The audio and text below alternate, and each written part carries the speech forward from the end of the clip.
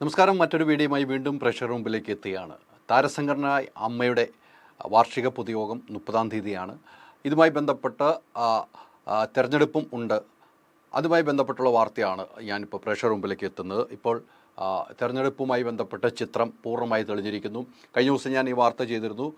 പല ആളുകളും പത്രിക സമർപ്പിച്ച 5 പേരുടെ പത്രിക സാങ്കേതിക കാരണങ്ങൾ തള്ളുകയും ചെയ്തു. പിന്നീട് 23 പേരായിരുന്നു ഉണ്ടായിരുന്നത്. അതിൽ അന്ന് 22 പേര് മത്സരത്തിനുണ്ടായിരുന്നു. അന്ന് മോഹൻലാൽ മാത്രം എതിരില്ലാതെ തെരഞ്ഞെടുത്തതായി നമ്മൾ അറിയിച്ചിരുന്നു.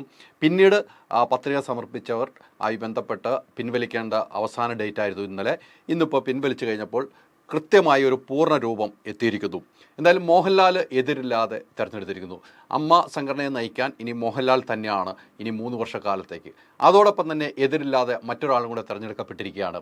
ട്രഷറർ സ്ഥാനത്തേക്ക് മത്സരിച്ച ഉണ്ണി മുകുന്ദനും എതിരില്ല. എതിരാളികൾ ആരും പത്രിക സമർപ്പിച്ചില്ല. അപ്പോൾ ഉണ്ണി മുകുന്ദനും ഇപ്പോൾ എതിരില്ലാതെ തിരഞ്ഞെടുത്തു എന്ന വാർത്തയാണ് ഇപ്പോൾ പ്രേക്ഷകരുടെ മുമ്പിലേക്ക് എത്തുന്നത്. പിന്നീട് മത്സരം കടുക്കുന്നു എന്ന് സുപ്രധാനമായ കാര്യം ഓർമ്മപ്പെടുത്തിയാണ്. താരസംഘടനയായ 506 പേരോളം സംഘടനയിലുണ്ട്. ഇവരുടെ വോട്ടവകാശം വിനിയോഗിക്കേണ്ട ഒരു അവസരമാണ് 30-ാം തീയതി. ഇവിടെ ഏറ്റവും കൂടുതൽ മത്സര രംഗത്തേക്ക് വന്നിരിക്കുന്നത് ഇപ്പോൾ ജനറൽ സെക്രട്ടറി സ്ഥാനത്തേക്കാണ്. ജനറൽ സെക്രട്ടറി സ്ഥാനത്തേക്ക് ഇപ്പോൾ 3 പേര് മത്സരിക്കുന്നു എന്നാണ് ഏറ്റവും പ്രധാനപ്പെട്ട വാർത്ത. 3 പേര് ഇപ്പോൾ മത്സരിക്കുന്നു. അതിൽ അന്ന് സിദ്ദീഖിൻ്റെ പേരായിരുന്നു ഞാൻ പറഞ്ഞത്. എന്നാൽ പത്രിക സമർപ്പിച്ചതിൽ വെച്ച് നോക്കുമ്പോൾ ഇപ്പോൾ 2 പേരും കൂടെ ജനറൽ സെക്രട്ടറി സ്ഥാനത്തേക്ക് വന്നിരിക്കുന്നു. ഒരാളാണ് ജനറൽ സെക്രട്ടറി സ്ഥാനത്ത് ഇരിക്കാൻ കഴിയുള്ളൂ. 2 പേരും കൂടെ മത്സരം. അങ്ങനെ 3 പേര് മത്സരരംഗത്തേക്ക് വന്നിരിക്കുകയാണ്. ഒന്ന് നടൻ സിദ്ദീഖും പിന്നീട് കുക്കു പരമേശ്വറുമാണ്. അതോടൊപ്പം തന്നെ ഉണ്ണി ശിവപാൽ. ഇവർ 3 പേരാണ് ജനറൽ സെക്രട്ടറി സ്ഥാനത്തേക്ക് മത്സരിക്കുന്നത്. സിദ്ദീഖ് കഴിഞ്ഞ തവണ ട്രഷറായിരുന്നു. കുക്കു ഇതിനു മുമ്പും ഈ സംഘടനയിൽ ഉണ്ടായിരുന്നു. അതോടൊപ്പം തന്നെ ഉണ്ണി ശിവപാലും ഒരു ടൈമിൽ എക്സിക്യൂട്ടീവ് മെമ്പറായി വന്ന ഒരാളാണ്. ഇപ്പോൾ ഇവർ 3 പേരും മത്സരരംഗത്തേക്ക് വന്നിടൂ. അപ്പോൾ ജനറൽ സെക്രട്ടറി സ്ഥാനത്തേക്ക് കടുത്ത മത്സരം ഉണ്ടാകുമെന്ന കാര്യത്തിൽ സംശയമില്ല. അതോടൊപ്പം തന്നെ വൈസ് പ്രസിഡന്റ് സ്ഥാനത്തിലേക്കും മത്സരം എത്തിയിരിക്കുന്നു എന്നാണ് ഏറ്റവും പ്രധാനപ്പെട്ട കാര്യം. വൈസ് പ്രസിഡന്റ് സ്ഥാനത്തേക്ക് മത്സരം എത്തിയിരിക്കുന്നു. 3 പേരാണ് മത്സരരംഗത്തേക്ക്, 2 പേരാണ് മത്സരരംഗത്തേക്ക് വരേണ്ടത്. ഇപ്പോൾ 2 പേരാണ് വൈസ് പ്രസിഡന്റ് സ്ഥാനത്ത് എത്തുന്നത്. ഇപ്പോൾ 3 പേര് മത്സരിക്കും. അതിൽ ആര് ജയിക്കുമെന്നുള്ള കാത്തിരുന്ന് കാണണം. അവിടെ ഏറ്റവും പ്രധാനപ്പെട്ട കാര്യമായി കാണുന്നത് ജഗദീഷ് മത്സരരംഗത്തുണ്ട്. അതോടൊപ്പം തന്നെ മഞ്ജു പിള്ള മത്സരരംഗത്തുണ്ട്.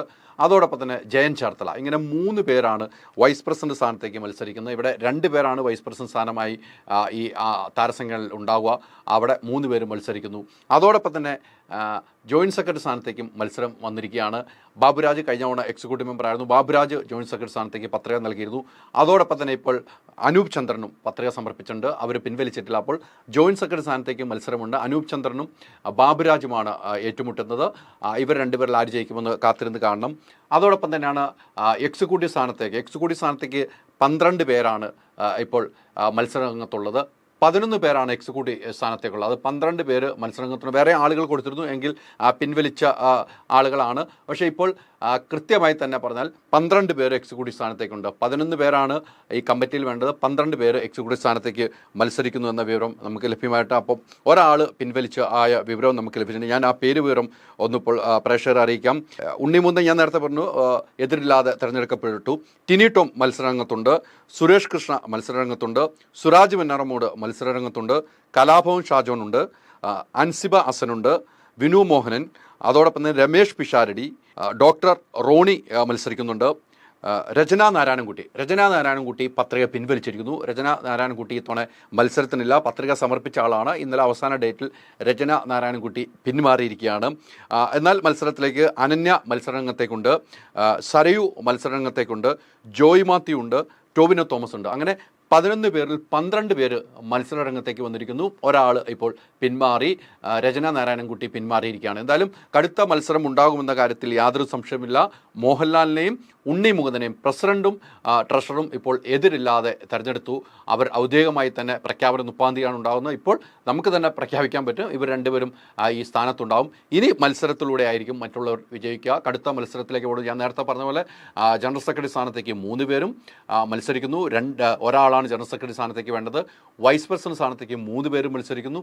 2 പേരാണ് വേണ്ടത്. എക്സിക്യൂട്ടീവ് മെമ്പർമാരായി 11 പേരാണ് വേണ്ടത്. അതിൽ 12 പേര് മത്സരിക്കുന്നു. അപ്പോൾ കടുത്ത മത്സരം ഉണ്ടാകുമെന്ന കാര്യത്തിൽ യാതൊരു സംശയമില്ല. ഇത്തവണത്തെ ഏറ്റവും വലിയ പ്രത്യേകത പാനൽ അടിസ്ഥാനത്തിൽ ഇല്ല എന്ന് നേരത്തെ തീരുമാനിച്ചിരുന്നു. കാരണം അത് മോഹൻലാൽ തന്നെ എടുത്ത തീരുമാനമാണ്. ഈ തവണ പാനൽ മത്സരം വേണ്ട, മത്സരിക്കാനുള്ളവരെല്ലാം ഒറ്റയ്ക്ക് ഇന്ന് മത്സരിക്കട്ടെ എന്ന് മോഹൻലാൽ എടുത്ത തീരുമാനം. അതുകൊണ്ട് തന്നെയാണ് ഇത്തരം മത്സരാർത്ഥികൾ വരാനുള്ള കാരണവുമായി ഞാൻ ചൂണ്ടിക്കാട്ടുന്നത്. പാനൽ അടിസ്ഥാനത്തിലല്ല, ഇൻഡിപെൻഡൻ്റ് ആയിട്ട് മത്സരിച്ച് വിജയിക്കട്ടെ എന്നൊരു തീരുമാനം എടുക്കുകയും ചെയ്തിരിക്കുന്നു. പല ആളുകളും പത്രിക പല സ്ഥലങ്ങളിലേക്ക് മത്സരിക്കാൻ കൊടുത്തു. ട്രഷർ സ്ഥാനത്തേക്ക് മത്സരമുണ്ടായിരുന്നു. അത് അവിടെ പത്രിക നൽകിയ 2 പേരായിരുന്നു. പക്ഷേ അത് ഒരു സ്ഥാനം പിൻവലിച്ചുകൊണ്ട് മറ്റൊരു സ്ഥാനത്തേക്ക് മത്സരം, ആ രീതിക്കൊക്കെയാണ് പോകുന്നത്. ജനറൽ സെക്രട്ടറി സ്ഥാനത്തേക്കും ജോയിൻറ്റ് സെക്രട്ടറി സ്ഥാനത്തും അങ്ങനെ മത്സരം ഉണ്ടാകുന്നു. അതും ഒരാളിലേക്ക് മാറുകയാണ് ചെയ്തത്. എന്തായാലും മത്സരം കടുക്കുന്നു എന്ന കാര്യത്തിൽ സംശയമില്ല. എന്തായാലും 30-ാം തീയതിയാണ് ആനുവൽ പൊതുയോഗം. അന്ന് രാവിലെ തന്നെ ഇലക്ഷൻ പ്രക്രിയ നടക്കും. വൈകുന്നേരത്തോടുകൂടി ഫലപ്രഖ്യാപനം ഉണ്ടാവും. എന്തായാലും താരസംഘടന ഇനി നയിക്കുന്നത് മോഹൻലാലിൻ്റെ നേതൃത്വത്തിലുള്ള ഭരണസമിതിയാണ്.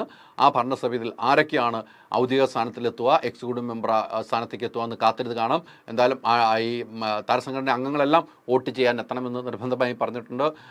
വോട്ട് ചെയ്യാൻ എത്തണം. ഷൂട്ടിംഗ് ഉൾപ്പെടെ നിർത്തിവെച്ചുകൊണ്ട് വോട്ടിംഗ് അവകാശം രേഖപ്പെടുത്തണമെന്ന് തന്നെയാണ് ഇവർ ആവശ്യപ്പെട്ടത്. കഴിഞ്ഞ തവണയും ഷൂട്ടിംഗ് നിർത്തിവെക്കാത്ത സാഹചര്യമുണ്ടായ സ്ഥലത്ത് കൃത്യമായി തന്നെ സംഘടനാ പ്രസിഡന്റ് മോഹൻലാൽ ഉൾപ്പെടെയുള്ളവർ അതിൻ്റെ പ്രൊഡ്യൂസർമാരെ വിളിക്കുകയും കാര്യങ്ങൾ സംസാരിക്കുകയും ചെയ്തു. ഇത്തവണയും അക്കരെ ഒരു തീരുമാനം ഉണ്ടാകില്ലെന്ന് അവർ നിർദ്ദേശം നൽകുന്നു എന്നാണ് എനിക്ക് കിട്ടുന്ന വിവരം. എന്തായാലും ആ താരസംഘടന നയിക്കുന്നത് മോഹൻലാലിൻ്റെ നേതൃത്വത്തിൽ.